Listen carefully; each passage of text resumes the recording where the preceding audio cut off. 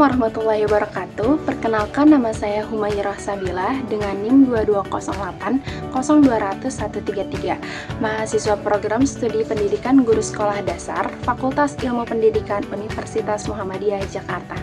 Video ini saya buat untuk memenuhi UAS mata kuliah Etika Profesi dan Kependidikan dengan dosen pengampu Dr. Rahimi Zamzan, MPD. Pada video kali ini, saya akan membahas mengenai etika terhadap siswa. Nah, sebagai calon pendidik, kita tuh harus paham bahwa membentuk karakter siswa itu bukan hanya tentang materi pelajaran, tetapi juga bagaimana sikap dan perlakuan kita terhadap mereka.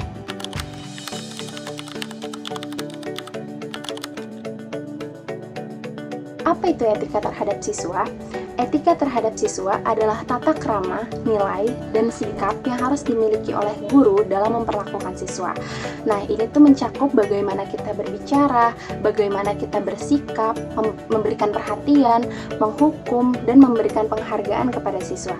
Tujuannya sederhana, agar siswa kita merasa dihargai, merasa aman, merasa nyaman, dan termotivasi untuk belajar. Ingat, setiap anak itu memiliki individu yang unik, dan kita sebagai guru adalah panutan bagi mereka.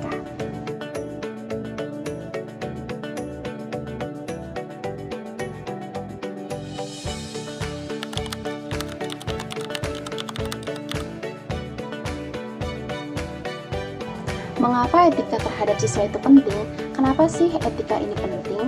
Yang pertama, karena untuk membangun kepercayaan. Jika gurunya bersikap sopan, jujur, dan adil, siswanya itu akan lebih mudah percaya dan terbuka terhadap kita. Yang kedua itu menciptakan lingkungan belajar yang positif. Dengan etika yang baik, suasana kelas yang nyaman, siswa itu akan merasa lebih aman untuk bertanya, untuk mencoba, dan bahkan jika berbuat salah tuh dia nggak akan merasa takut dimarahi. Yang ketiga, membentuk karakter siswa. Guru yang beretika akan menjadi contoh yang nyata bagi siswa tentang bagaimana menjadi manusia yang baik. Dan yang terakhir, menjaga hubungan jangka panjang. Banyak siswa yang masih mengingat gurunya bertahun-tahun kemudian, maka guru yang baik itu akan selalu diingat oleh siswanya.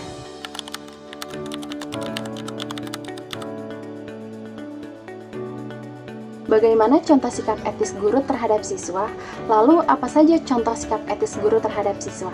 Yang pertama, pastinya menghargai perbedaan, karena setiap siswa itu memiliki latar belakang, kemampuan, dan karakter yang berbeda-beda. Maka dari itu, kita tuh jangan membanding-bandingkan siswa. Dan yang kedua, bersikap adil, memberikan perilaku yang sama kepada semua siswa tanpa pilih kasih. Yang ketiga, menggunakan bahasa yang sopan dan membangun.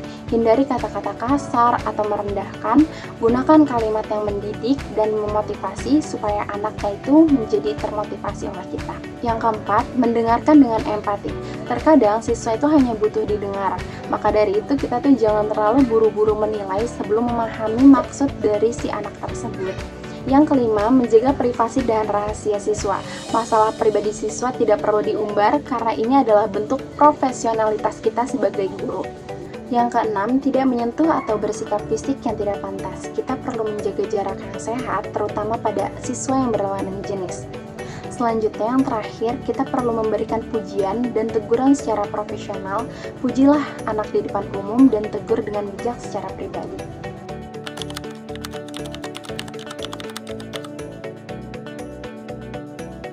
Bagaimana etika saat memberi hukuman? Terkadang kita juga perlu memberikan teguran atau hukuman terhadap siswa, tetapi cara kita melakukannya juga harus beretika. Beberapa prinsipnya yaitu tidak memperlakukan siswa di depan kelas, hukumannya harus bersifat mendidik, bukan menyakiti. Berikan penjelasan atas kesalahan dan harapan kita ke depannya kepada siswa. Libatkanlah empati, bukan emosi. Nah, tujuan hukuman ini bukan untuk balas dendam, tetapi untuk memperbaiki perilaku siswa tersebut.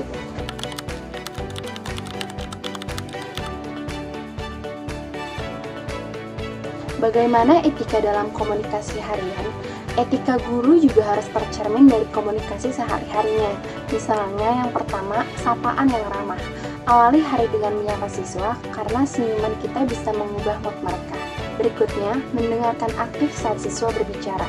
Jangan memotong pembicaraan mereka atau menyela, tunjukkanlah bahwa kita menghargai pendapat mereka. Yang ketiga, tidak menggunakan istilah yang merendahkan. Misalnya, jangan berkata, kamu nih bodoh banget, gantilah kata-kata dengan coba pikirkan lagi, kamu pasti bisa.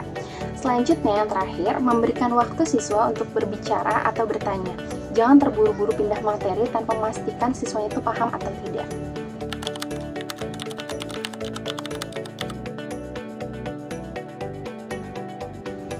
Selanjutnya yang terakhir, refleksi diri guru. Menjadi guru bukan hanya soal menyampaikan materi, tetapi juga bagaimana kita mencintai dan menghormati murid kita. Cobalah tanyakan ini pada diri sendiri.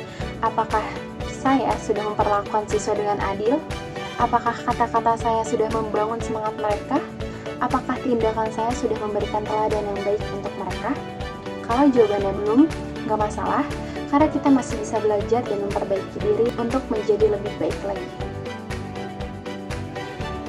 Etika terhadap siswa adalah fondasi dari proses pendidikan yang sesungguhnya, bukan hanya mencerdaskan tetapi juga membentuk manusia yang berkarakter.